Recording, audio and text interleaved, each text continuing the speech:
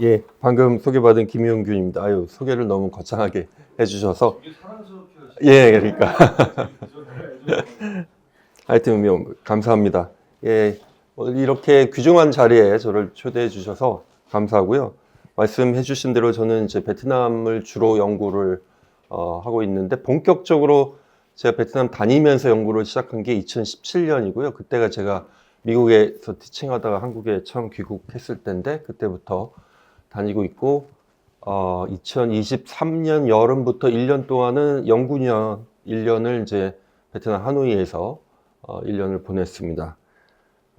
그 직후에 이제 여기 저희 정치 지도자 과정도 지금이 3기인데 저희가 또 베트남 현지에서 최고위 과정을 개설해서 지금 저희도 3기를 막 마치고 내일 모레 금요일 날 이제 3기 수료식을 할 예정입니다. 그래서 제가 1기 만들 때부터 지금 3기까지 주임 교수를 맡고 있고요.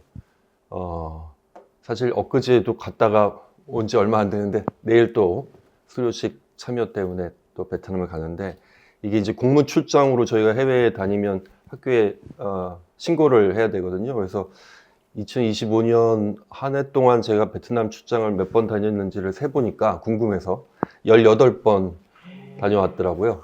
내일 가는 것까지 포함해서. 하여튼 뭐 뻔질나게 하여튼 들락거리고 있습니다.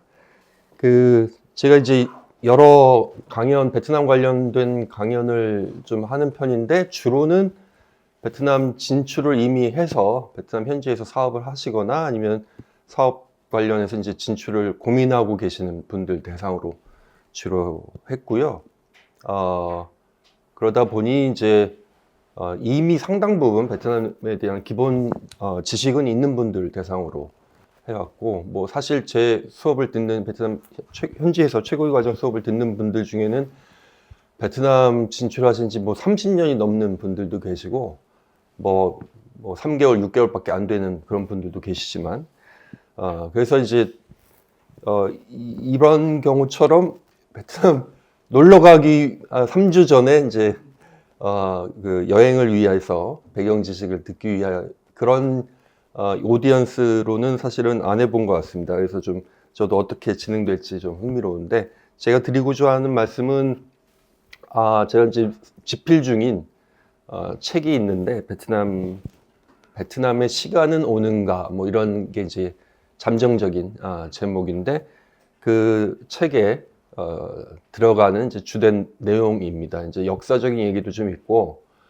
문화, 제도, 정치 발전, 경제 발전 이게 이제 주요 테마입니다. 그래서 제목을 이렇게 단 이유도 베트남의 4가지 미래를 이제 정치 경제적 발전의 전망을 어떻게 이제 우리가 볼 수 있는지 특히 많은 분들이 베트남이 꽤나 성공적으로 경제 발전을 했는데 앞으로 더 발전할 것인지 많은 분들이 궁금해 하셔서 그것과 관련된 저의 분석을 이제 말씀드릴 거고요. 제2의 도이머이라고 한 이유는 이후에 이제 좀 더 자세히 말씀드리겠지만 원조 도이머이, 제1 도이머이, 그냥 도이머이죠. 사실 이게 1986년이었거든요. 그래서 내년이 정확하게 40년이 되는 해입니다. 2026년이. 그런데 이제 최근 베트남에서 도이머이에 필적할 만큼 거대한 그리고 상당히 급진적인 광범위한 영역에서의 정치 행정 개혁을 하고 있다라고 저는 이제 본 거고, 그래서 이것이 궁극적으로 성공한다면 이것을 제2의 도이머이라고 우리가 부를 수 있을 만큼 역사적 의의가 있는 이런 개혁 과정이다. 이제 그러면 이제 그것이 베트남의 중장기 미래 전망에 어떠한 함의가 있는지 이제 그런 내용이 오늘의 이제 주제가 되겠습니다. 그 학교 수업인 만큼 일단 제가 좀 수업 시간에 학생들한테 하듯이 질문을 좀 몇 개 준비를 했습니다. 첫 번째가 이제 사회 문제인데요. 비서구 사회 중에서 석유와 같은 자원이 풍부하지 않음에도 불구하고 성공적인 산업화를 통해 고소득 선진국이 된 나라들은 어떤 나라들이 있을까요? 대만, 예. 또 어떤 나라들이 있을까요? 일본, 대한민국, 예. 아주 우수한 학생이십니다. 예.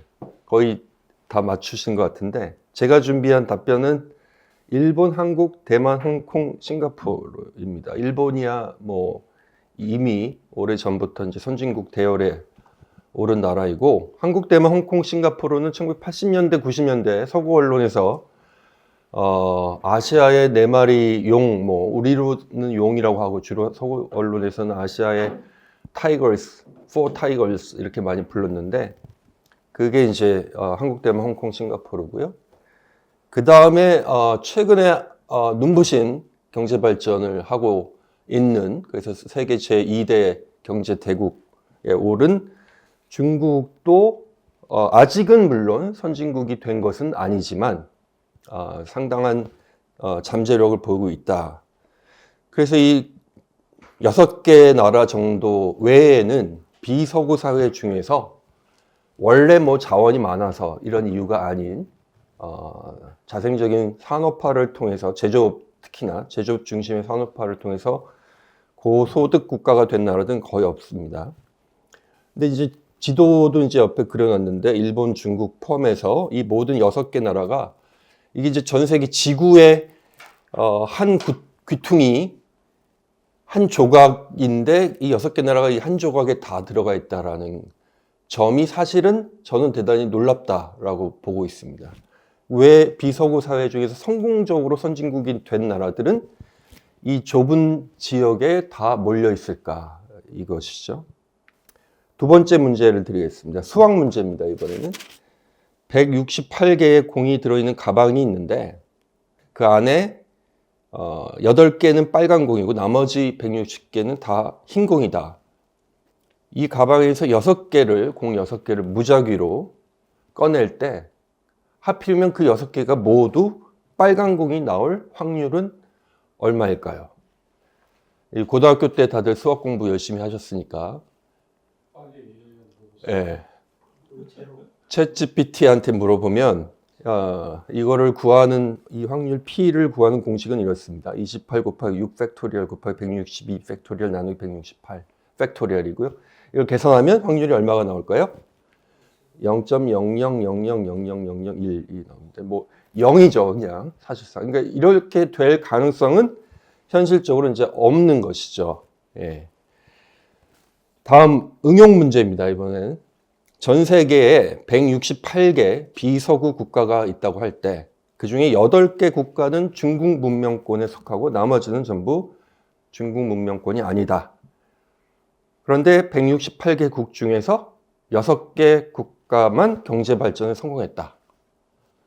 만일 경제 발전이 지리, 문화 또는 문명과 무관한 현상이라면, 그렇다는 전제하에 경제 발전에 성공한 이 6개 국가가 하필이면 모두 중국 문명권에 속할 확률은 얼마일까요?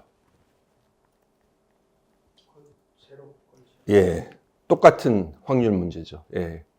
0.0000001입니다.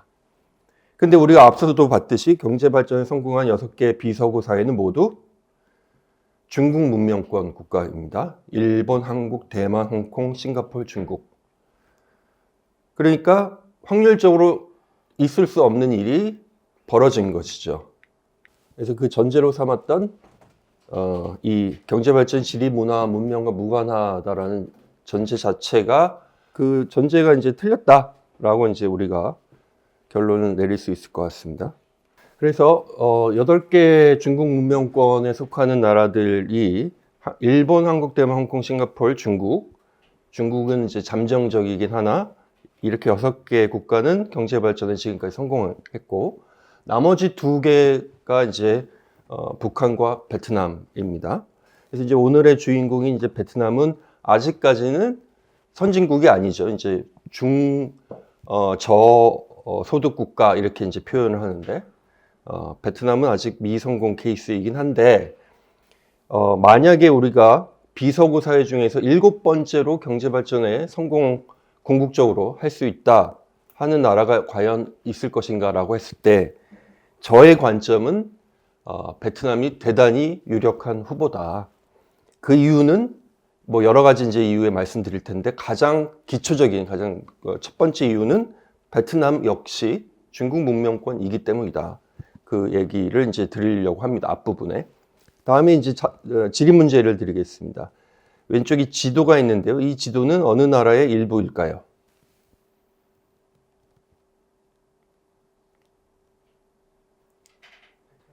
베트남 맞습니다. 예.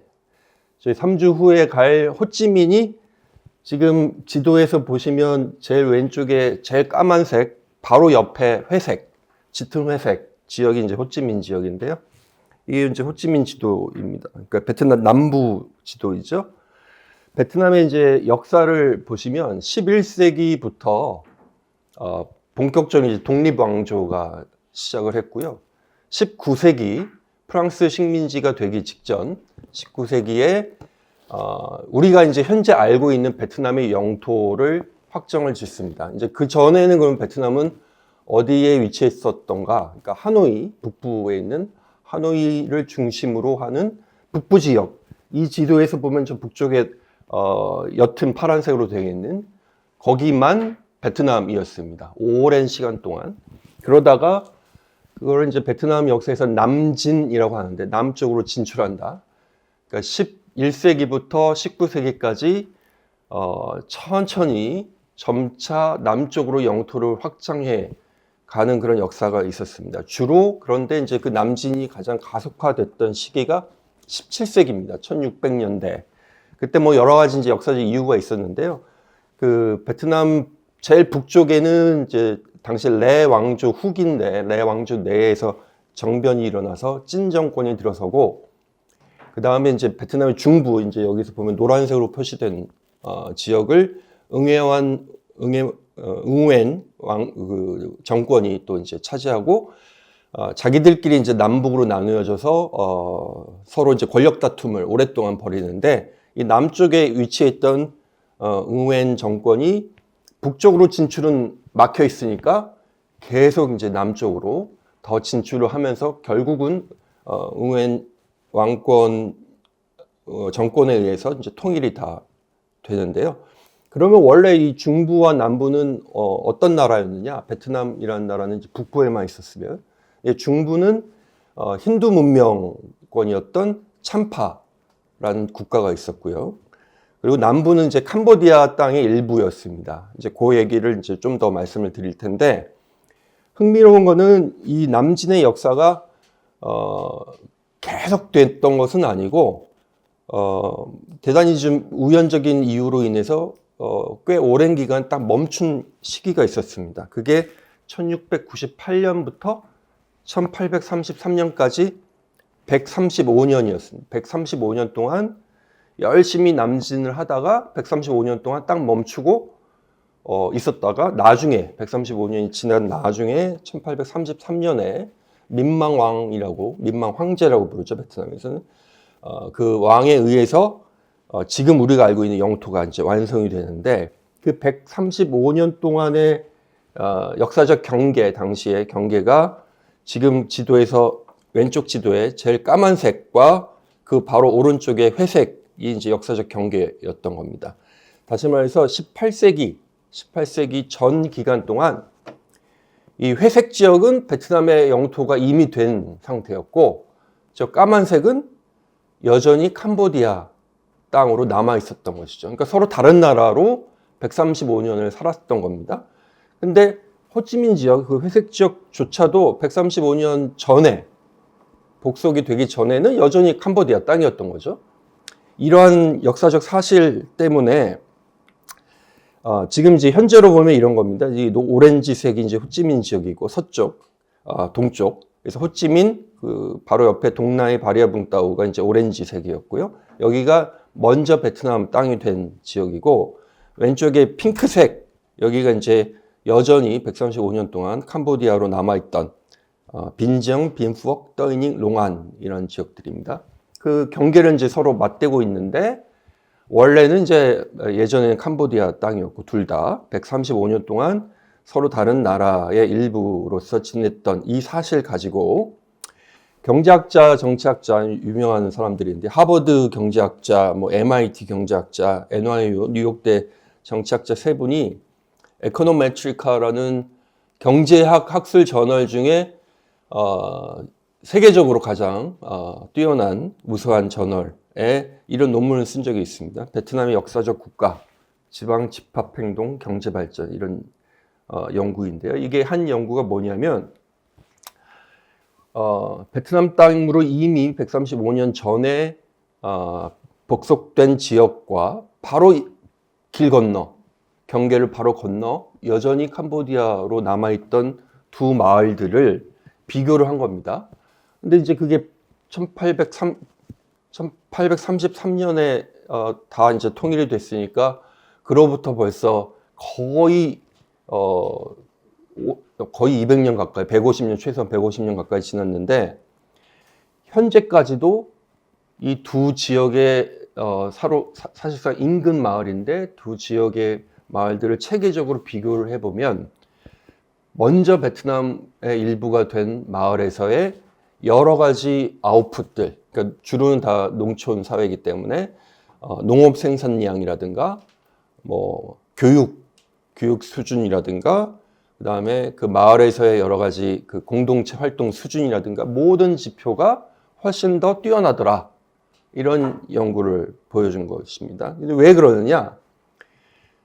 그게 이제 베트남과 캄보디아의 차이인데, 결국은 베트남은 중국 문명권에 속해 있기 때문이고, 캄보디아는 비중국 문명권, 정확히 얘기하면 힌두 문명권, 인도 문명권에 속했기 때문에 기본적으로 사람들이 국가에 대한 관념 자체가 달랐다 이겁니다.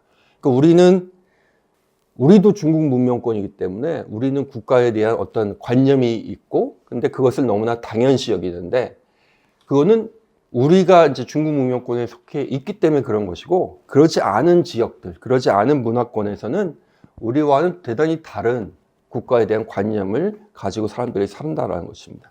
그걸 이제 알 수 있는 것 중에 하나가 중국 문명권에서는 우리가 익숙한 국가 개념, 근대 영토 국가라고 이야기하는 이 국가 관념이 오래전부터 있어 왔다는 것이죠.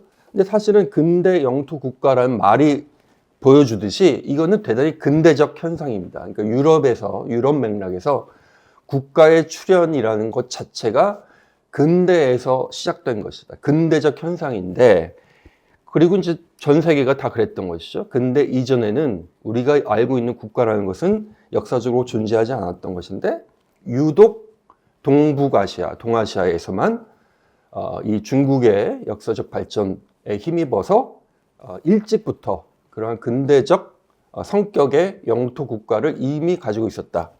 그러면 그 캄보디아 땅, 중국 문명권 밖에 있던 지역은 어떠한 국가 개념을 갖고 있었느냐? 그걸 이제 특히 이제 동남아시아 지역에서 쓰는 말인데, 인도 문명권의 영향을 많이 받았기 때문에 여기서는 국가가 만달라라는 개념으로 이해가 됩니다. 만달라라는 말은 제일 왼쪽 지도 그림에 나와 있는 동심원이거든요. 동심원.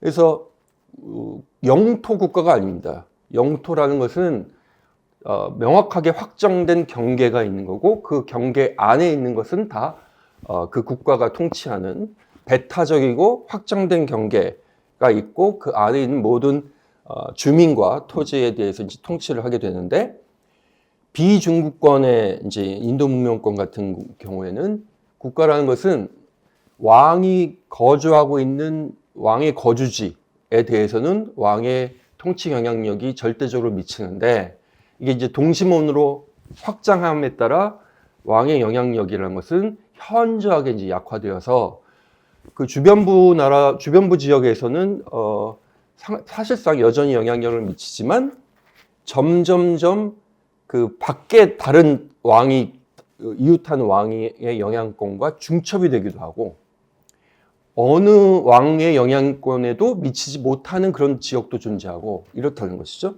이제 그 동심원들이 이제 저렇게 되어 있으면 어떤 지역은 어느 동심원에 속하지 않고, 어떤 지역은 2개 혹은 심지어 3개의 동심원에 다 영향력을 받게 되고, 이런 게 이제 국가였다는 것이죠. 이게 오랜 역사적 얘기가 아니라 동남아시아, 대륙부 동남아시아에서 가장 강력한 국가를 형성했던 나라가 사실은 태국인데요. 이 오른쪽 지도가 이제 태국입니다. 태국도 정확하게 이 만달라 개념이었습니다. 그래서 왕이 거주하고 있는 방콕은 왕의 영향력이 절대적이었지만 방콕에서 이제 멀어질수록 그거를 이제 뭐 가장 근접한 지역을 코어 이너 리전이라고 하고 그것보다 더 떨어진 데를 이너 프로빈스라고 하고 더 멀리 있는 데를 이제 익스터널 리전이라고 하고 심지어 더 멀리 떨어져 있는 지역은 독립된 왕도 있고 다만 그 왕이 권력이 약하기 때문에 일종의 조공국가처럼 방콕에 있는 왕을 섬기는 독립된 왕. 그게 이제 우리 태국에 여행 많이 가는 그 치앙마이라든가 이런 데가 이제 독립된 왕국이었거든요. 근데 이제 방콕의 왕에 대해서 조공을 바치는 이런 관계. 이제 그런 형식으로 국가라는 것이 이제 이루어져 있었던 것이고 태국은 비교적 일찍 근대 국가 개혁을 해서 우리가 잘 아는 쭈라롱콘 대왕이 19세기 중반 후반 이때 이제 근대 행정 체계를 갖추면서 우리가 알고 있는 근대 국가가 되었습니다. 근데 그 이전에는 19세기 중반 이전에는 이런 식의 국가였고 그러다 보니 국가라는 것이 이제 우리가 이해하는 것보다 행정력 이런 걸 이제 그 인프라 권력이라고 하는데 국가가 주어진 영토 내에 얼마나 그 영향력을 침투시켜서 실질적으로 주민들을 통치할 수 있는지 그리고 그 주민들은 그 국가 정치 공동체에 대한 배타적인 소속감을 가지고 충성을 바치거나 혹은 같은 공동체를 형성하고 있는 주민들과 협력 관계를 만들거나 이런 것들이 이제 중국 문명권에서는 가능했으나 그렇지 않은 데서는 훨씬 약하거나 이제 부재했다 이런 얘기가 되겠습니다. 그래서 아까도 이제 중국 문명권에서만 비서구 사회 중에서는 성공적으로 경제 발전에 성공했는데 이게 이제 그 중국 독특한 국가적 역사 유산의 산물이라면 이걸 도대체 경제 발전과 이제 무슨 관계가 있을지 어떻게 이해할 수 있을지 고민을 하고 있었던 찰나에 일본의 역사학자 미야지마 히로시는 일본인으로서 조선 역사를 전공하시는 분이신데 이분이 이제 주창하는 몇 가지 개념이 있습니다. 그 중에서 대표적인 게 선홍사회론, 그 다음에 유교적 근대 이런 건데요. 이분에 따르면 이렇게 이제 동북아시아는 뭔가가 독특한데 특별한데 그 특별한 기원, 그 특수성의 기원은 자기가 볼 때 대략 16세기 시점에 성립한 선홍사회라는 것에서부터 그 물질적 기원을 찾을 수 있다. 선홍사회라는 것이 무엇이냐? 그것은 중국 경우는 이제 좀 더 일찍 14세기부터 명나라 시대에 이제 성립했고 조선, 일본 그리고 베트남 모두 16세기 무렵에 이제 성립이 된 것인데 그것은 자신과 가족의 노동만으로 독립적인 농업을 경영할 수 있는 그러한 소농들이 그 사회의 지배적인 가장 많은 그러한 사회가 이제 선홍사회라는 것입니다. 여기에는 이제 두 가지가 필요한데요. 첫 번째는 농업 생산력, 농업 기술이 뛰어나서 농업 생산력이 뛰어나다라는 것이 이제 첫 번째 필요하고 두 번째는 이제 국가의 역할입니다. 국가가 대지주, 대농의 출현과 성장을 의도적으로 대단히 의식적이고 집요하게 억눌러서 대토지 소유자가 사실상 없는 사회에서 가능한 체제입니다. 근데 이제 중국이 전 역사를 통해서 뭐 거의 300년마다 왕조가 교체되었지만 중국은 진나라 이후 전 역사를 통틀어서 대지주, 여기서 말하는 대지주는 그냥 땅 좀 있는 수준의 지주가 아니라 자기가 소유하고 있는 땅의 끝이 어딘지 알 수 없을 정도로 광활한 그 토지를 소유하고 있는 이제 장원을 소유하고 있는 유럽식 봉건 영주 같은 경우죠. 그러한 귀족의 존재, 귀족의 출현을 철저하게 억눌렀던 이런 이제 국가의 역할이 전제가 되었다라는 것입니다. 소농사회의 출현은. 그리고 국가는 그 행정력을 가지고 자기 영토 내에 있는 토지를 다 파악하고 그걸 이제 토지 대장으로 만들어서 세금도 징수하고 토지의 이제 사적 거래도 이제 국가가 매개를 해서 이제 실제로 토지를 관리를 하는 이런 체제가 이루어졌다. 그러면 이제 국가는 실제로 누가 그러면 통치를 하느냐? 실질적인, 왜냐면 귀족이 지배자로서 귀족의 존재를 막았기 때문에 그 역할을 한 것은 바로 능력에 의해 선발된 소위 이제 관료, 능력주의를 기반으로 한, 그래서 이제 뭐 과거 시험 같은 거죠.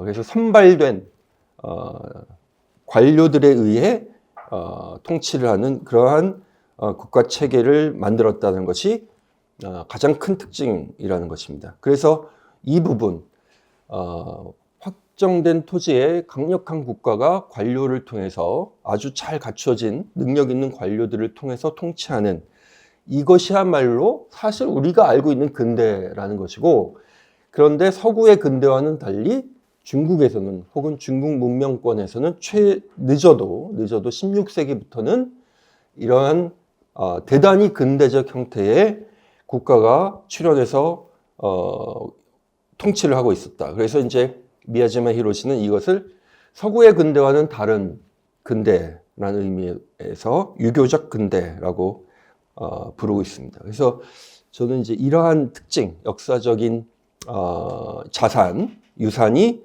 오늘날 동북아시아 지역에서의 경제 발전을 설명한 하나의 열쇠가 되지 않을까 이렇게 이제 생각을 하고 있는데요.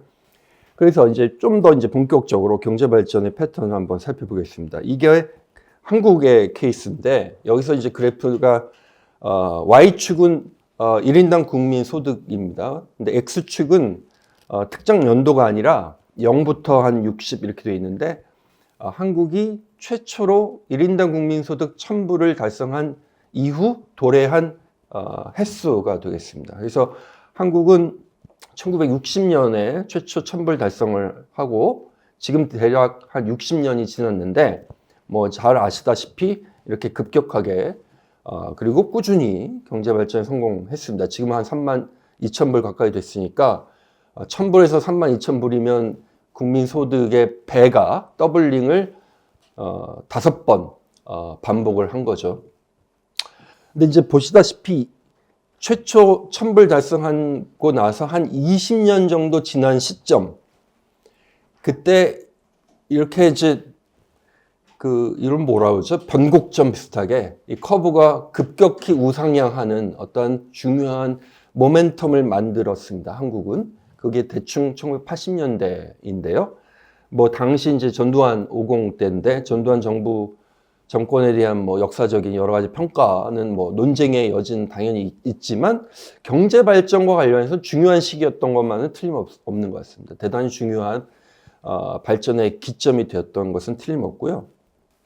중국을 같이 비교를 해보겠습니다. 중국은 1992년 정도에 처음으로 1000불 달성하고 지금 대충 한 30년이 지났는데 보시다시피 한국에 비해 경제 성장의 페이스가 더 빨랐습니다. 그래서 이걸 쉽게 볼 수 있는 게 최초 1000불 달성부터 10,000불을 찍을 때까지 얼마가 걸렸는가 이걸 보면 되는데 한국은 1000불에서 10,000불 달성하는데 거의 30년 넘게 걸렸습니다. 한 30, 2, 3년 이렇게 걸렸는데 중국은 25년밖에 안 걸렸습니다. 최초 1000불부터 10,000불을 찍는 데까지. 그리고 언제 그 중요한 변곡점을 만들어냈느냐? 불과 1000불 달성하고 10년이 됐던 시점, 2000년대에 중국의 경제 성장은 매년 10% 넘는 경제 성장률을 수년 지속을 하면서 아마도 인류 역사에서 두 번 다시 반복하기 어려운 경제 기적을 만들었습니다. 그래서 이제 지금 현재 뭐 12,000불 이상의 소득을 달성하고 있고요. 앞으로 어떻게 될지 뭐 그거는 미지수입니다만 현재 스코어 이렇습니다. 그러면 동남아시아의 이제 주요국들은 어떤 패턴이냐? 이게 이제 태국입니다. 태국은 1972년에 최초 천불 달성한 다음에 한 50년 지났는데 지금 국민소득이 한 6,000불, 뭐 7,000불 이 정도에 머물러 있습니다. 50년이 지났음에도 불구하고. 그래서 1,000불 달성부터 10,000불까지 얼마가 걸리느냐? 태국은 영원히 못 찍을 수도 있는 거죠. 아직 6,000불, 7,000불에 머물고 있고 한국과 중국이 만들어냈던 그 급상승하는 중요한 변곡점을 한 번도 만들어낸 적이 없는 그런 케이스입니다. 이게 이제 전형적인, 어떻게 보면 사실 전체 동남아시아 맥락에서는 썩 나쁘지 않은 케이스임에도 불구하고 대단히 전형적인 이거를 이제 중진국 함정이라고도 부르지만 그런 모습을 보이고 있습니다. 말레이시아도 보겠습니다. 말레이시아는 동남아시아에서 싱가포르 다음으로 가장 그래도 성공적으로 경제 발전을 했다고 알려진 나라인데 한국하고 마찬가지로 1960년에 1,000불 최초 달성한 다음에 60여 년이 지났으나 지금 국민소득은 중국하고 비슷한 수준입니다. 중국은 30년 만에 12,000불 달성했는데 말레이시아는 정확하게 60년이 걸렸죠. 그리고 말레이시아도 태국과 비슷하게 그러한 중대한 급성장의 모멘텀을 한 번도 아직까지 만들어낸 적이 없고요. 그래서 1,000불부터 10,000불까지 말레이시아는 거의 60년, 한국의 2배 이상의 시간이 걸렸습니다. 자, 그렇다면 베트남은 어떤 모습일까요? 지금까지 경제 발전이. 베트남은 정확히 태국 혹은 말레이시아의 경로를 지금까지는 따라오고 있습니다. 보시다시피 이 까만색인데요. 1997년쯤 최초 1,000불 달성하고 한 25년 가까이 지났는데 25년 이상 여전히 그런 급성장의 모멘텀, 중국하고 사실은 90년대 초반만 하더라도 베트남과 중국의 국민소득 차이는 거의 이제 뭐 도찐 개찐이었습니다. 크게 차이가 나지 않았는데 중국은 최초 1,000불 달성한 지 10년이 지난 국면에 엄청난 급성장을 했던 반면 베트남은 한 번도 그런 국면을 만들어 보지 못했습니다. 아직까지는. 그래서 지금에 와서 보면 중국과 베트남의 소득 차는 거의 하늘과 땅 차처럼 차이가 이제 벌어져 있습니다. 그래서 이것만 보면 앞서 제가 이제 중국 문명권에 속한 베트남은 중국만큼 잠재력이 있을 것이다 라고 말씀을 드렸으나 아직까지 그러한 잠재력이 충분히 발휘되고 있지는 못하다. 앞으로는 어떻게 될 것이냐? 한 가지 예측은 이런 예측입니다. 까만 점선이 이제 앞으로의 그 예측인데요. 2045년까지 앞으로 베트남이 매년 6.5% 경제 성장률을 달성하면 이렇게 된다라는 것이죠. 그러면 베트남은 서서히 동남아시아적 경로에서 벗어나서 동북아시아의 경로, 한국이나 중국의 경로와 가까워지는 형태의 경제 성장을 할 수 있다. 그래서 45년 정도 되면 1인당 국민소득이 대충 한 15,000불 정도 되고요. 이 추세라면 1,000불에서 10,000불 달성하는데 대략 한 40년, 뭐 한 41, 2년 정도 걸리는 것이니까 한국에 비해서는 한 10년 정도 더 지체되는 것이고 중국하고 비교하면 뭐 시간 차이가 꽤 나는 거죠. 중국은 25년 만에 달성했으니까.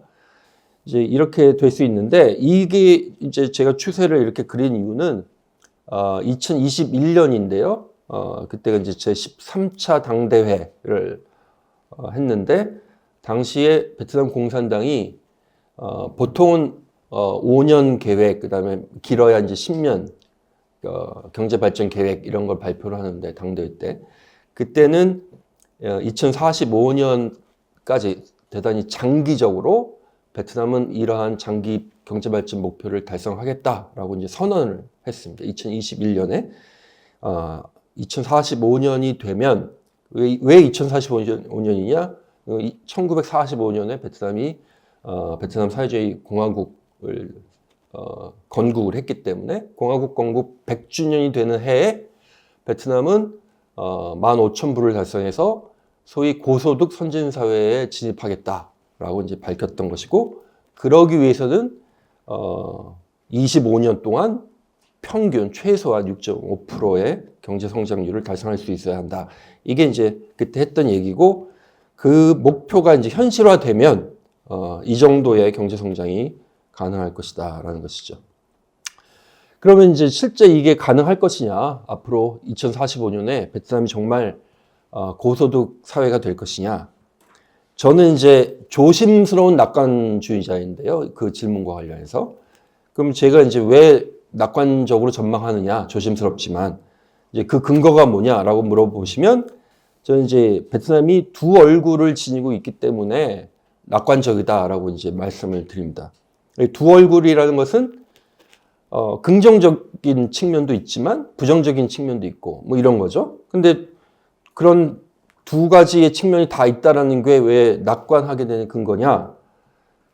라고 하면 긍정적인 측면은 베트남의 일종의 그 본연의 측면, 본질적인 측면, 변하기 어려운 측면이고, 부정적인 모습들은 상당 부분 현대사의 산물이고 따라서 바꿀 수 있는 측면, 우리가 변화를 만들어낼 수 있는 그런 측면들이 대체적으로 부정적이기 때문에 부정적인 건 이제 개혁하면 되는 거고, 근데 아무리 애써도 잘 바뀌지 않는 것, 이런 것들이 어떻게 보면 성장 잠재력이 있는, 발전의 잠재력이 있는 긍정적인 측면이기 때문에 베트남은 잘하면, 그러니까 결국 자기들이 어떻게 하느냐가 문제지, 만약에 하려는 의지가 있고 그것을 실행하면 잘 될 가능성이 상당히 있다라고 이제 보는 것이죠. 그래서 그 두 가지 측면에서 볼 수 있는데, 긍정과 부정을. 첫 번째가 이제 국가인데요. 앞서도 말씀드렸듯이 중국 문명권에 속하는 사회로서 국가가 이러한 동북아시아적 국가의 특징들, 응집력이 높다, 그다음에 발전을 하겠다라는 그런 이념이 이제 국가 지도자들이 그런 의지와 이념들을 갖고 있고, 실제로 이제 그것을 실행할 수 있는 국가의 역량이 비교적 높은 편이다. 국가가 여러 이제 부정적인 측면도 많습니다. 부패가 만연하고 등등, 관료 역량이 현실적으로 많이 미흡하고 이런 것들이 있는데, 앞서 제가 제2의 도이머이라고 이제 그 제목을 붙인 것을 말씀드렸듯이 최근에 대단히 열심히 국가 부문을 개혁하고 있기 때문에 좋은 사인이고요.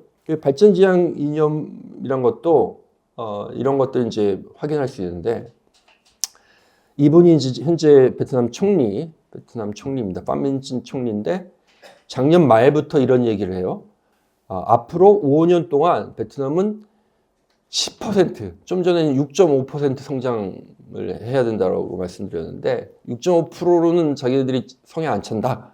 앞으로 5년간은 10%대 더블 디짓 성장을 이루겠다, 이런 말씀을 하고 있습니다. 왜냐?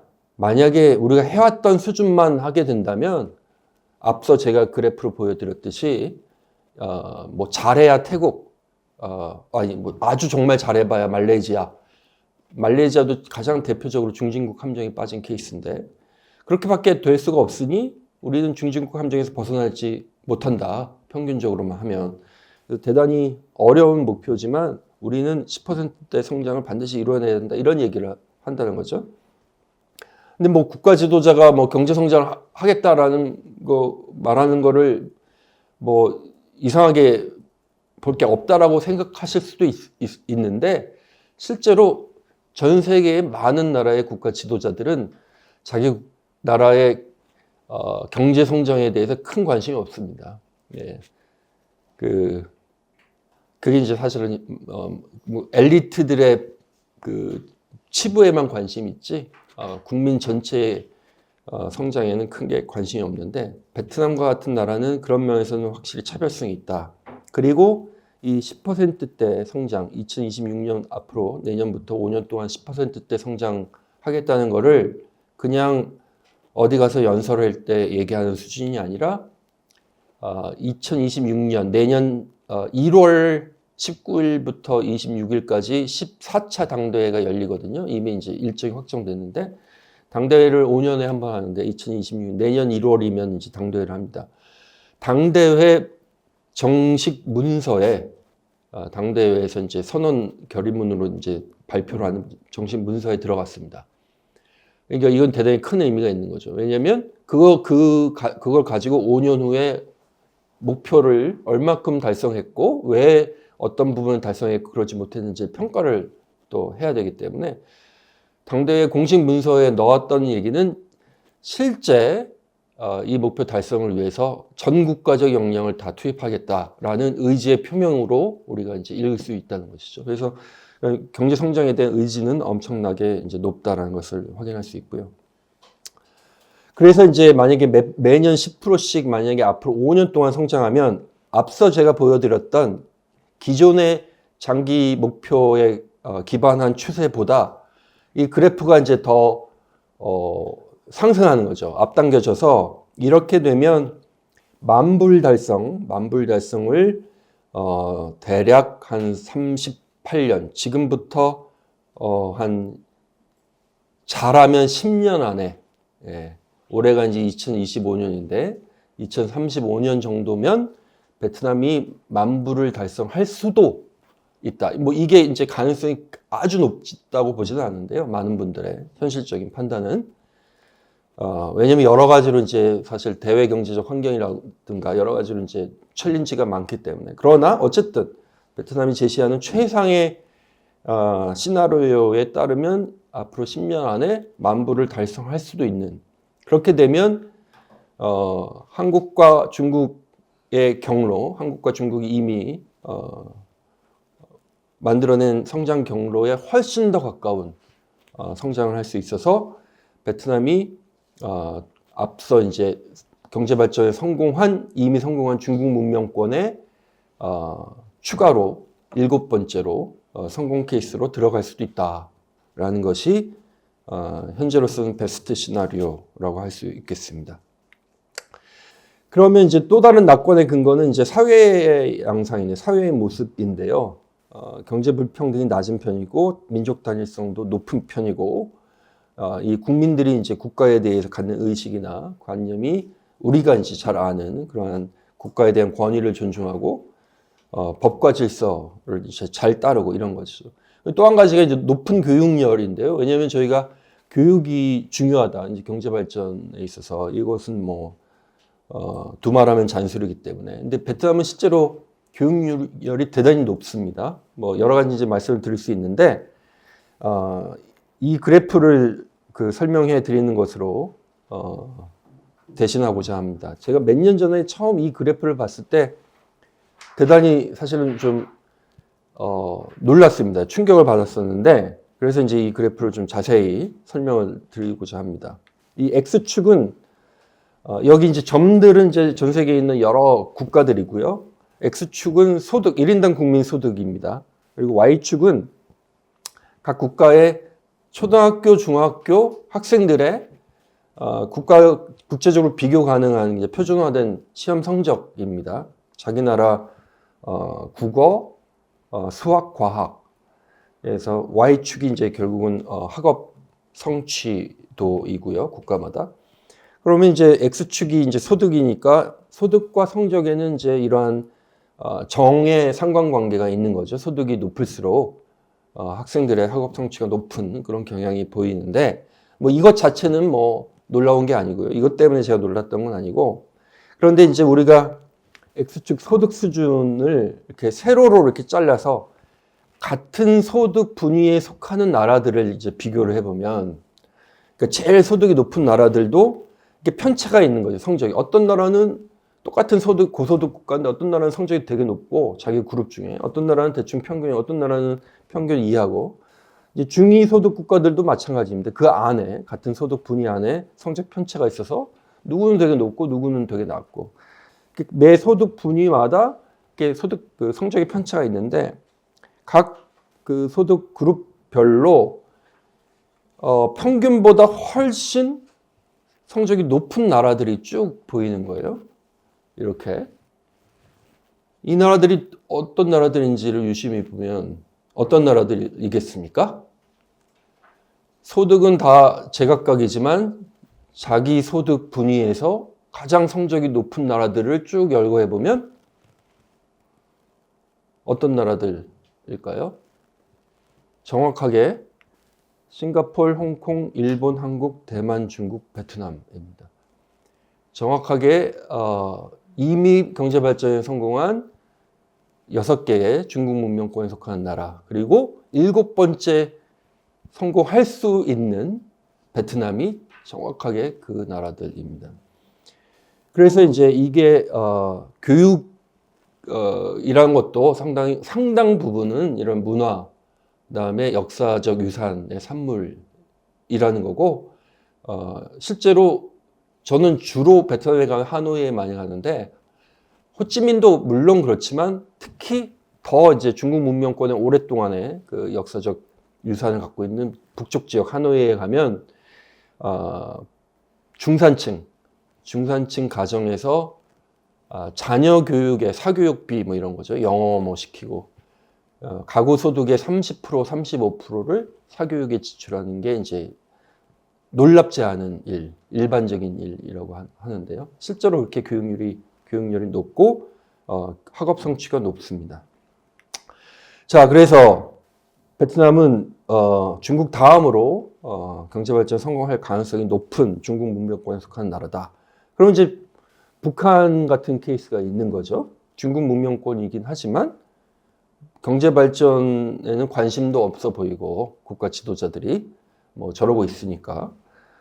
그러니까 이러한 문화적 설명, 경제 발전에 대한 문화적 설명이라는 것은 잠재력, 가능성 이런 것이지 필연적인 뭐 충분 조건이 될 수는 없는 것이죠.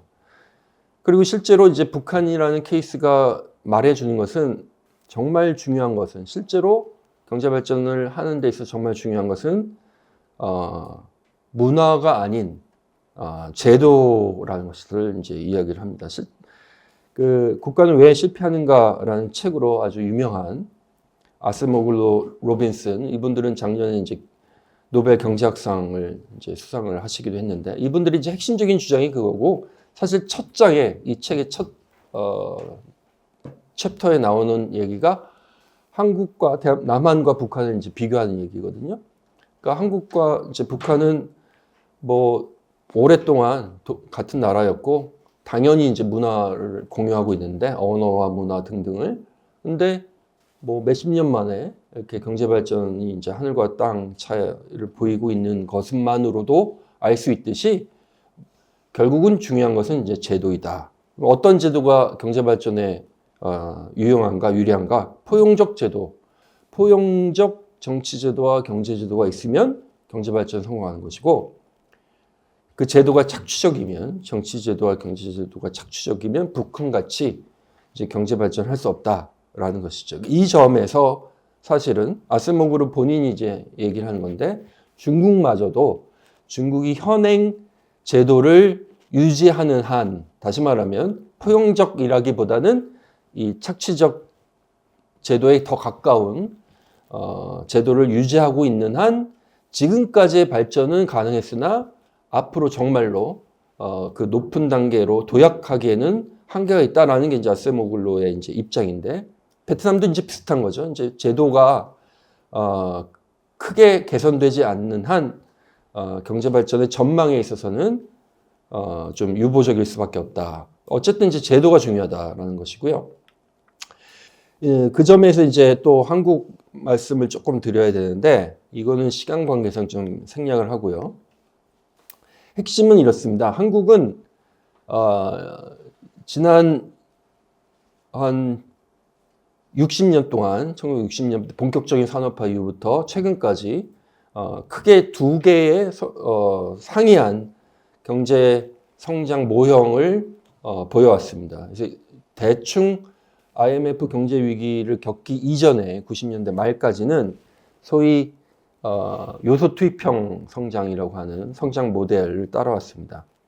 그러다가 2000년 이후 지금까지 최근까지는 기술 혁신을 통한 생산성이 주도하는 경제 성장 모델로 모델 전환을 했습니다. 경제 성장의 모델 전환을.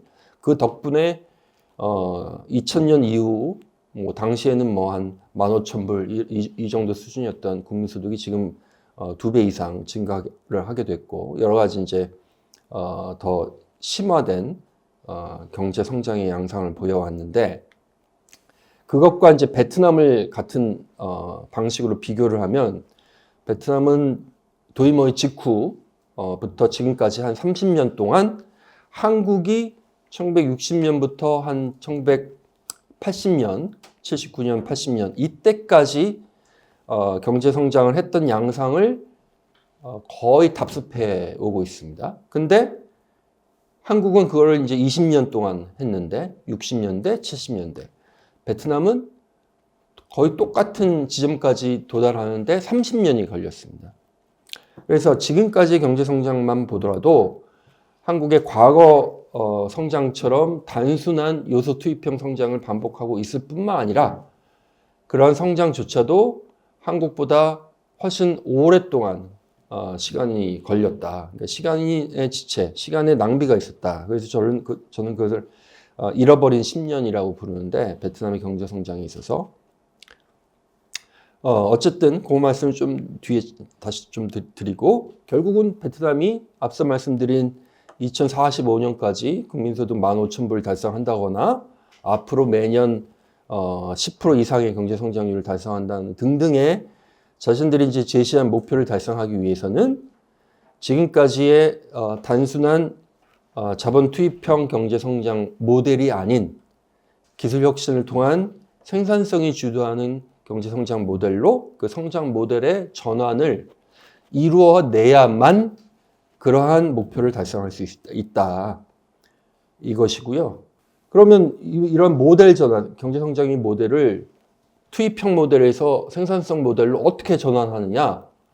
그것의 핵심에 이제 그래야만 이런 목표를 달성할 수 있는데 그 핵심이 바로 아세모블루가 얘기한 제도의 성격이다. 지금 현재 갖고 있는 체제적 성격과 제도의 성격을 유지하는 한 불가능하다라는 것이죠. 한국은 어떻게 가능했느냐? 저는 이렇게 보고 있습니다. 그러니까 정치 시스템적 전환이 있었다. 이제 민주화도 이제 중요했고요. 그 다음에 그동안 60년대, 70년대, 80년대 거치면서 얻은 그런 경제적 성과를 기반으로 국가 역량도 대단히 이제 강화가 됐습니다. 그래서 이제 한국 같은 경우 혹은 더 일반화시켜서 경제 발전에 궁극적으로 성공한 경우 시스템의 전환을 혹은 개혁을 가져왔는데 크게 이제 두 방향의 개혁이 있었다. 첫 번째는 국가 역량의 강화가 있었고 두 번째는 그렇게 강화된 국가의 권력을 자의적으로 행사할 수 없도록 하는 그러한 민주주의적 요소를 강화하는 차원의 개혁이 이제 두 가지 방향의 정치 시스템 개혁이 있었기 때문에 경제성장의 모델의 획기적 전환, 생산성을 기반으로 하는 경제성장의 모델로의 전환이 가능했다. 이 얘기조차 사실은 아셈블로 로빈슨이 비교적 최근에 나온 이 책에서 했던 내용입니다. 이 책의 제목이 The Narrow Corridor라는 건데 이게 좁은 회랑 이런 뜻인데 여기서 이제 이 그림에서 이제 저자들이 하는 얘기가 현재 있는 데가 이제 왼쪽 아래 모퉁이에 있는 거고 나아가야 할 방향, 궁극적으로 시스템이 가야 할 방향이 이제 오른쪽 위쪽 모퉁이로 가야 되는데 그게 결국은 X축 수평 이동을 하면 그거는 이제 사회의 권력을 강화해서 국가의 자의적 권한을 행사를 제한할 수 있는 방향이고요. 수직으로 올라가면 이제 국가의 권력이어서 국가 역량을 강화하는 방향인데 이 두 가지를 균형 있게 동시에 다 강화시키는 게 바로 이제 이 대각선 방향으로의 이동이죠. 이제 국가 개혁이라는 것은 그 방향으로 가야 되는데 문제는 이게 narrow corridor라는 거예요. 그 길이 그러니까 좁고 어려워서 그걸 통과하는 사례들이 거의 없다. 대부분은 가려고 하다가 못 가서 이제 원래 있던 자리에 그냥 머물러 있거나 아무런 개혁을 못 하거나 혹은 국가만 개혁해서 국가만 강화해서 균형 있게 사회의 권한은 강화하지 못하고 그래서 그 경우는 이제 전제 국가가 돼버리고 반대로 국가의 권한은 강화시키지 못하고 사회의 힘만 키워서 그럼 결과는 사실은 어떻게 보면 최악이라고도 할 수 있는데 무정부 상태 같은 상태에 빠지기 쉽고 오로지 상대적으로 소수의 경우에만 이 네로우 코리도를 성공적으로 빠져나와서 균형 잡힌 리바이던, 그러니까 쉐클드 리바이던이라고 이제 저자들이 얘기하는 역량은 충분히 강하지만 자기 멋대로 그 권한을 사용할 수 없는 국가를 이룰 수 있다. 그래서 이제 베트남도 이제 이 방향으로의 개혁이 필요하다. 마찬가지로 중국도 필요할 텐데요. 그럼 베트남은 지금까지 실제 경제 성장률이 어땠느냐? 이거 역시 너무 길어서 빨리 스킵하고 결론만 말씀드리면 지금까지 도이머이 이후 대략 40년의 경제 성장 과정을 크게 세 시기로 나누면 초기에 90년대에는 초기 성장 국면이 있습니다. 상당히 높은 고성장을 했었던 초기 성장 국면이 있었고 거의 15년에 해당하는 그 다음 시기 동안에는 비교적 경제 침체기를 겪습니다. 그래서 이제 두 번째 시기인데 그거를 저는 이제 잃어버린 10년이라고 부르는 거고요. 그게 대충 98년부터 거의 한 2013년까지 거의 15년의 기간을 포괄하고요. 그리고 이제 그 이후 비교적 최근인데 최근 한 10년 동안 다시 이제 경제가 회복되는 경제 성장이 일어나는 회복 국면, 개혁 국면입니다. 그래서 크게 보면 가장 큰 붓으로 이렇게 스케치를 해보면 베트남의 경제 성장은 도이머이 이후 경제 성장은 이런 U 커브를 그립니다. 그래서 초기에 꽤나 빨리 성장하다가 슬럼프를 겪다가 다시 회복을 하는 이 형태를 보이고 있다. 그러면 왜 이 회복이 일어났느냐? 여러 외부적 요인 등등이 있겠지만 저는 이제 가장 중요하게는 내부적 개혁이 있었기 때문에 가능했다. 그러면 그 앞에 그 U자의 그 계곡에 해당하는 한참 슬럼프에 빠졌던 시기에는 왜 그랬느냐? 정치 시스템이 심대한 그 퇴행이 일어나서 시스템에 마비가 있었다 거의 이런 거고요. 그럼 왜 그런 시스템의 마비가 그때 일어났느냐? 그거는 초기 성장 국면에 그 씨앗이 뿌려졌기 때문에 그런 시스템의 문제들이 일어났고 그런 것들 때문에 경제 위기를 겪게 됐다라는 것이고요. 그래서 이제 한마디로 얘기하면 초기 성장에 여러 가지 이제 맥락들이 있었고 성장을 할 수 있었던 원인들이 있었겠지만 그 결과 어느 시점부터는 베트남의 정치 경제 시스템이라는 것이 정치 권력의 액세스, 접근할 수 있는 소수가 정치 권력 일단을 쥐고 그 권력을 사적으로 사용해서 자기 사익을 추구하는 그래서 이제 그걸 지대 추구라고 하는데 권력에 의한 사적 이익의 추구를 소수 당 간부 및 그 당 간부들과 정치적 커넥션이 있는 소수들이 독점하는 체제가 제도화되기 시작했고 그것이 중간 2단계에서 위기를 낳는 원인이 되었다라는 것이고요. 이것이 이제 상당히 오랜 기간 동안 90년대, 2000년대 지속이 되면서 국가라는 것 자체가 원래는 사실 이제 계획경제 시대에 국가는 마이크로 매니지를 하던 모든 것들을 이제 저희가 다 계획하고 통제하고 명령하던 국가가 시장 경제를 도입하면서 더 이상 이제 마이크로 매니지를 안 하는 시장 경제를 도입을 했는데 사실은 이 과정이 좀 전에도 말씀드렸듯이 국가의 권한을 사적 이익을 통해 사용하는 그래서 이제 이걸 흔히 국가의 상업화라고 이야기를 하는데 그렇게 되다 보니 국가라는 것 자체가 그 사적 이익을 추구하는 세력들이 그 이익을 서로 다투는 사적 이익의 경합의 장으로 되어버리면서 국가의 통치 능력, 특히 공산당의 통치 능력은 심대한 누수 현상을 보이고 뭐 전체적으로 부패가 만연하고 아주 그 결정적인 중요한 정책 실패도 그 과정에서 이제 일어나고 이러면서 이제 위기가 있었고요. 그 위기가 한국이 이제 마치 97년, 98년 경제 위기를 겪을 때처럼 물론 베트남은 그러한 외환 위기를 겪고 뭐 그래서 뭐 IMF에 가고 뭐 이런 적은 물론 없었습니다만 거의 그것에 이제 버금가는 위기를 실제로 겪습니다. 그게 정확하게 절정이었던 시점이 2010년이었는데요.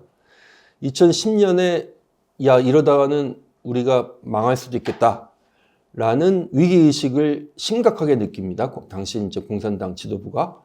그리고 2011년에 이제 당시 이제 11차 당대회를 하는데 그 당대회를 기점으로 해서 이러다가 망할 수 있으니 우리가 전면적으로 이 시스템을 개혁해야겠다라는 흐름이 만들어지기 시작합니다. 물론 그때 그 공산당 내에 이제 여러 파벌 간 역학 관계 이런 문제 때문에 그때 즉시적으로 어떤 개혁이 만들어지지는 않았고요.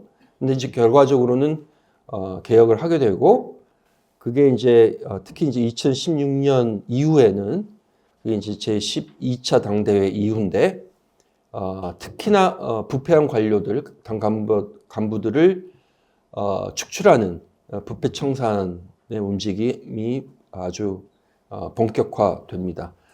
제가 이제 그 읽을 거리로 이제 드린 자료가 사실 이제 그것에 대한 이야기인데요. 당의 귀환, 갈림길에선 베트남이라는 짧은 글인데 여기서 했던 얘기가 이제 2019년에 쓴 글인데 이런 부패 청산이라는 것이 위기의식을 느낀 당 지도부가 이대로 가다가 망할 수도 있다라는 위기의식을 느낀 당 지도부가 당과 국가를 구하기 위해서 국가 부문 개혁에 나선 것이고 이게 성공하느냐 그렇지 못하느냐에 따라 베트남의 그 중장기 전망은 달려있다라는 것이 이제 핵심 주장이었습니다. 이제 그게 2019년인데 한 뭐 6, 7년 전이죠. 근데 다행스러운 것은 사실 그때까지만 해도 많은 사람들이 저를 비롯해서 과연 벌써 이제 이때만 해도 본격적인 개혁을 한 지가 몇 년이 됐던 시점이어서 이 정도 했으면 됐지 하면서 이제 접지 않겠나 이런 우려를 많이 했거든요. 그래서 하다가 대충 접으면 안 하나니 못하니 뭐 거의 이런 상황인데 지금 와서 보면 많은 그러한 그 우려에도 불구하고 지속적으로 개혁을 하고 있는 것으로 이제 보여집니다. 그래서 이제 뭐 이건 사실 지나가는 얘기긴 한데 위기를 한참 겪었을 때의 핵심 지도자가 소위 개혁파라는 정치인이었고요. 그 뒤에 2011년 이후에 베트남의 공산당 총비서가 된 분은 언론에서 소위 보수파라고 일컬어지는 사람인데 개혁파 시기에 베트남의 시장 경제로의 심화된 어떤 개혁은 오히려 퇴행을 했고 보수파 지도부 하에서 과거의 그런 퇴행적인 모습에 대해서 이제 손질을 하고 여러 가지 이제 문제점들을 해결하고 시장 경제의 기반이 되는 제도 건설에 힘을 쏟는 그런 모습을 보여왔습니다. 최근까지. 그래서 저는 개혁파라는 것은 적절한 적어도 베트남 맥락에서는 적절한 명칭이 아니고 실제로는 그 사익 추구파가 지배적으로 주도를 했던 시기였고 최근 10년 혹은 15년 동안은 당 건설파가 이제 주도하고 있다.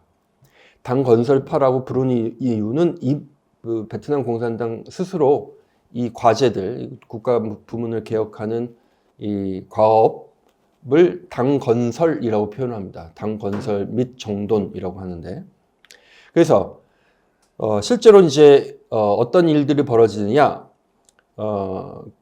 이런 개혁의 성과들이 이제 관찰이 되는데, 거버넌스 차원에서 이를테면 우리가 뭐 이걸 뭐 아주 그 오류 없이 측정하기는 어려운데, 이를테면 국제기구 중에 트랜스퍼런시 인터내셔널 같은 데서 발표하는 내용을 보면 정확하게 그 U자 패턴을 이 거버넌스 성과에서도 나타내고 있습니다. 그래서 대략 2000년대 중반에 바닥을 찍고 2013년부터 급속히 반등하기 시작해서 이제 좋아지는, 이제 숫자가 높을수록 부패가 적은 모습인데, 이런 양상을 확인할 수 있고요. 이거를 이제 베트남 같은 경우 중앙정부 밑에 63개 지방정부로 구성되어 있는데, 지방성으로 성들의 거버넌스 성과를 이제 측정하는 여러 지수들이 있는데, 이런 것을 비교해 봐도 개혁이 본격화되기 이전에 2011년부터 15년에 지방성들의 거버넌스 평가와 개혁이 본격화된 이후 2016년부터 2020년 사이에 지방성의 거버넌스는 우리가 이제 앞서 또 내로 코리도에서 말씀드렸던 그 방향으로의 대각선 방향으로의 진전이 확인되고 있다라는 것이고요. 최근 얘기를 좀 마지막으로 조금 드리면, 앞서 이제 당건설파라고 제가 부른 2011년부터 최근까지 베트남 공산당 1인자 총비서였던 분이 돌아가셨습니다. 작년 8월에, 7월이죠. 작년 7월에 돌아가시고, 보궐로 이제 이 똘럼이라는 분이 총비서로 선출됐는데, 그게 2024년 8월입니다. 작년 8월에 총비서가 되고, 바로 다음 달에 9월에 유엔 총회 참석차 미국 뉴욕에 갑니다. 총비서가. 그리고 뉴욕에 간 김에 콜롬비아 대학에서 연설을 하는데, 특강을, 이 특강 자리에서 바로 이제 선출된 이제 한 달도 안 된 총비서가 무슨 얘기를 하냐면, 이제 베트남은 새로운 시대로 들어가야 한다. 그리고 그 시대는 민족 부흥의 시대이다. 이런 얘기를 하는데요. 혹시 이 말을 듣고 떠오르는 사람이 있습니까? 뭐 어디서 좀 많이 들어본 얘기인데, 뭐 이런. 이 얘기는 시진핑이 계속 했던 얘기인데요. 시진핑도 2012년 11월에 중국 공산당 서기가 되자마자 첫 일성으로 했던 얘기가 중화민족의 위대한 부흥이라고 말을 하면서 신시대라고 하죠. 중국 표현으로 신시대를 열어야 한다. 이 얘기를 이제 뭐 처음 당석이 되고 그다음 2기, 3기 계속 반복을 하고 있죠. 같은 얘기를.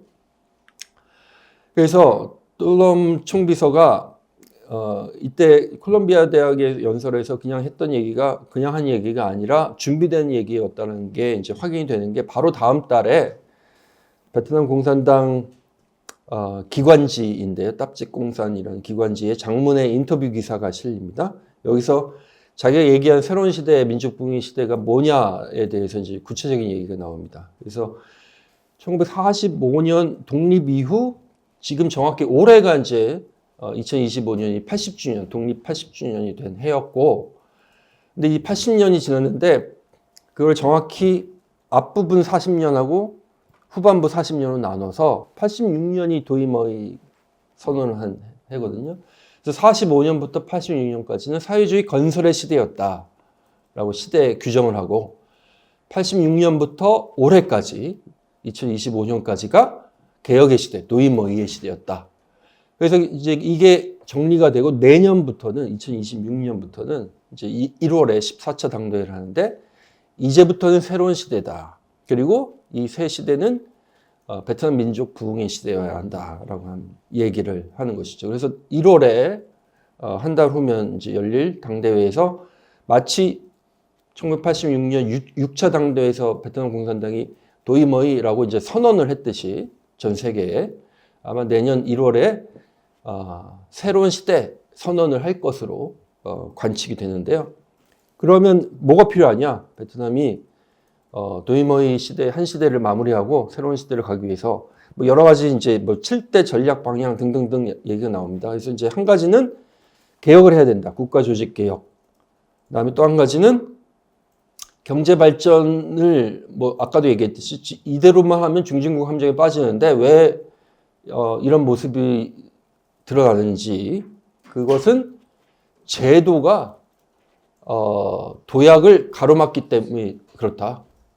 병목, 가장 핵심적인 병목이 제도의 미비고 그래서 이제 제도 개선을 해야 된다. 이 두 가지가 이제 핵심적인 내용이 되겠습니다. 그래서 제2의 도이머이라는 것이 최근 한 10년 혹은 길게 잡으면 15년부터 진행되고 있고, 지금은 그것이 보다 더 높은 수준으로 이제 본격화되는 국면, 심화되고 있는 국면이라고 이제 말씀드릴 수 있겠고요. 그래서 국가조직개혁도 이미 2017년에 중요한 베트남 공산당 중앙위원회 결의가 나오면서 기존의 이제 현행 국가조직이 너무 비대하기만 하고 비효율적이고 역량이 약하고 그렇기 때문에 다운사이징, 슬림화하고 작지만 효율적으로 하게 하고 그래서 이제 역량을 극대화시키고 다만 역량만 강화시키는 것이 아니라 국가조직 내에 문제점이 있으면 제때제때 문제점을 파악할 수 있고, 그리고 파악한 문제점을 제때제때 고칠 수 있도록 하기 위해서는 시스템 내에 민주적 통제가 강화돼야 한다. 이런 이야기를 공산당이 스스로 하고 있습니다. 그래서 정치 시스템 전반에 민주주의, 공개성, 투명성, 책임성의 기제를 강화해야 한다. 이게 이제 제가 하는 얘기가 아니라 베트남 공산당이 공식 문서에 스스로 이제 하고 있는 그런 얘기입니다. 그래서 이러한 국가 조직 개혁 노력을 2017년에 이제 청사진을 처음에 제시를 했었는데 올해죠. 올해 1월에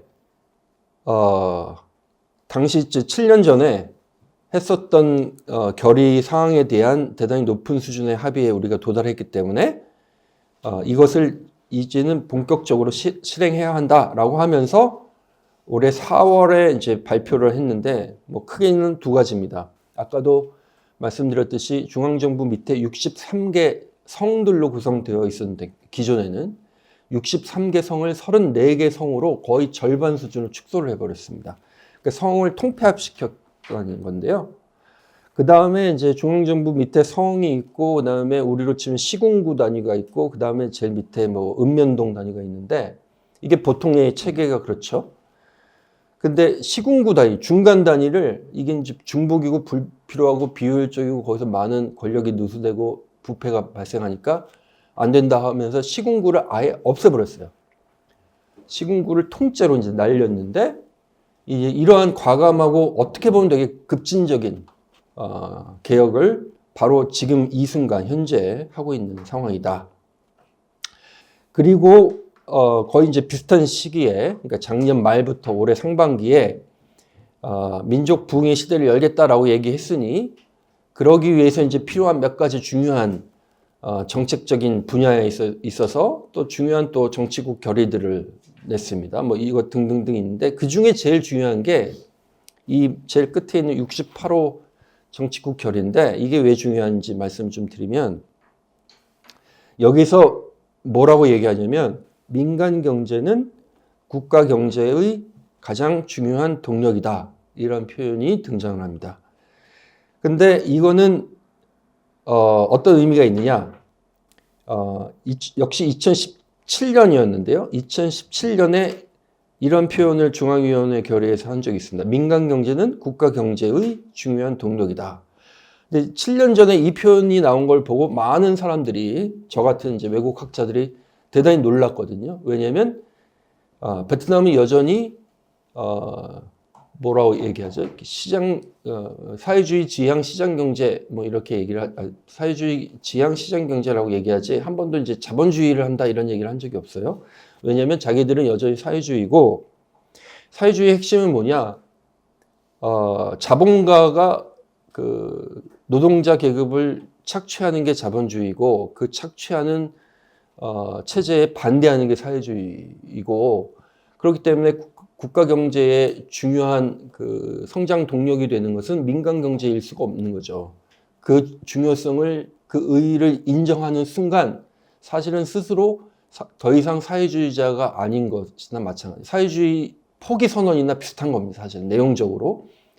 근데 거의 7년 전에 그것에 상당히 근사한 수준의 표현을 당 공식 문서에 해버렸어요. 민간 경제는 국가 경제의 중요한 동력이다. 근데 이번에 나온 정치국 68호 결의는 거기서 한 발 더 나간 거예요. 민간 경제는 국가 경제의 가장 중요한 동력이다. 이렇게 표현했어요. 그래서 이제 이걸 보고, 이제는 정말, 말로는 더 이상 뭐 사회주의 아니다라는 얘기를 당연히 안 하겠지만, 여전히 사회주의를 고수하겠지만, 국가 정책, 실질적인 정책 입장에서는, 정책적 차원에서는 사실상 사회주의를 포기한 건 다름없다.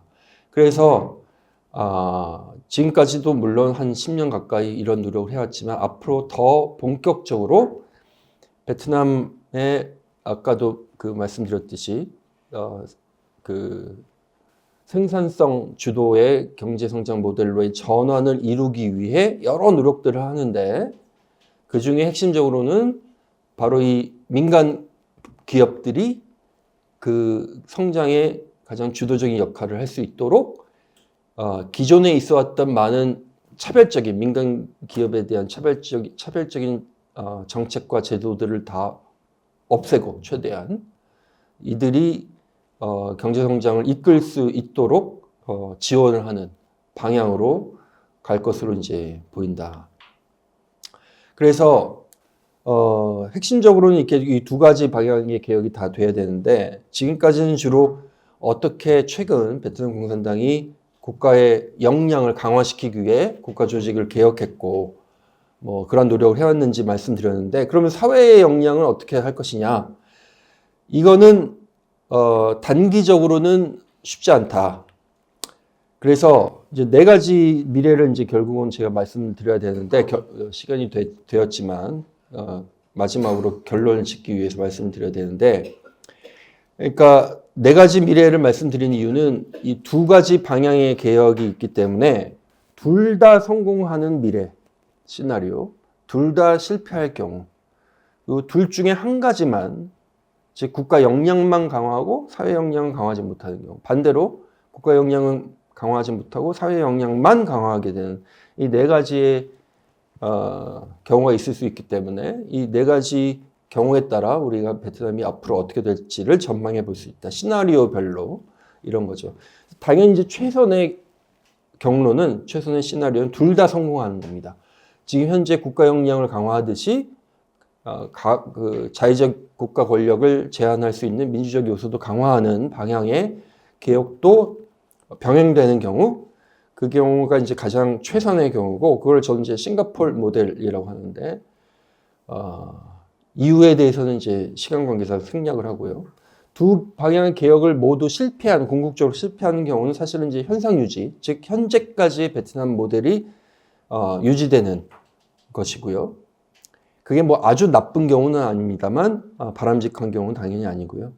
그 다음에 한 가지는 국가 역량만 강화하는 경우인데요. 그게 저는 이제 시진핑의 중국 모델, 시진핑 중국 모델이라 보고 이게 차선인데 최선은 아니나 썩 나쁜 결과는 아니다. 적어도 중단기적으로만 보면 베트남 입장에서 꽤나 나쁘지 않은 결과일 것이다. 가장 최악은 그리고 이제 가장 가능성이 낮은 케이스는 사회 역량만 강화하고 국가 역량 강화하는 개혁에 실패하는 경우 그런 경우가 이제 동남아시아 모델이라고 이제 본 거고요. 현재 스코어 베트남은 3번 즉 시진핑 중국 모델로 상당히 가고 있다라고 보여지고요. 아까도 얘기했듯이 그러면 사회 역량은 뭐 언제 강화할 것이냐? 그래서 이제 베트남 분들께 여쭤보면 이런 말씀을 합니다. 아니, 당신 얘기를 알겠다. 베트남이 이 대각선 방향으로 균형 있게 두 가지를 다 발전시키는 방향으로 가야 된다는 건 알겠는데 그걸 반드시 동시적으로 해야 되는 건 아니지 않느냐. 응? 순차적으로 갈 수도 있다. 가기만 하면. 그래서 이런 커브. 일단 국가 역량을 충분히 강화시켜서 성과를 만들어내고 사회의 역량을 강화해서 국가 권력을 견제하는 개혁은 그 차원의 개혁은 우리 말고 우리 다음 세대의 몫이 아니겠느냐 이런 말씀을 또 하시더라고요. 그래서 어쨌든 지향점은 싱가포르 모델 두 가지 방향의 개혁이 모두 성공하는 것. 그리고 그럴 때에만 궁극적으로 2045년에 소위 고소득 선진 사회에 더 가깝게 갈 수 있지 않겠는가. 여기까지 일단 사실 더 뒤에 많이 있지만 여기까지 마무리를 하겠습니다. 예, 감사합니다.